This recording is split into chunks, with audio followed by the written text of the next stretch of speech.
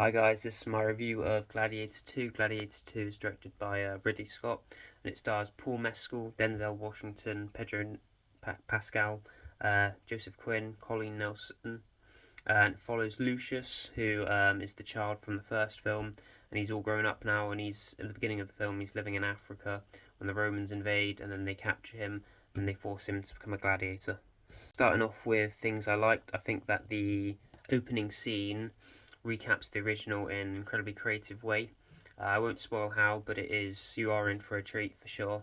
And second of all, of course, the action sequences are incredibly immersive. They built some real sets, and you really feel the size and scale of them. You know, whether that be the opening, where the Romans invade, or all the Colosseum fights. You know, there's scenes where they have to fight monkeys and rhinos, and you really get immersed into it.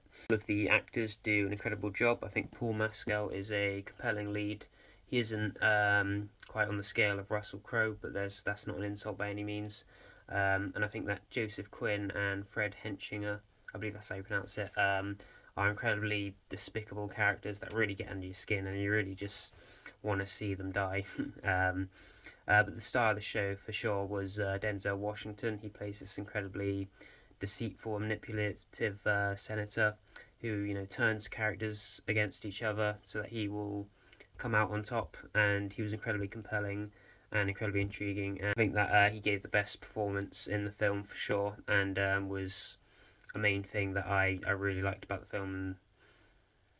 In terms of negatives, there are a lot of similarities between this film and the first film, especially in terms of story beats. And there are a lot of callbacks to the original, which do at times feel somewhat forced, but they don't last particularly long. And with the first one, there are a lot of similarities in terms of the build-up, but as it goes along, it does take a lot of very different turns.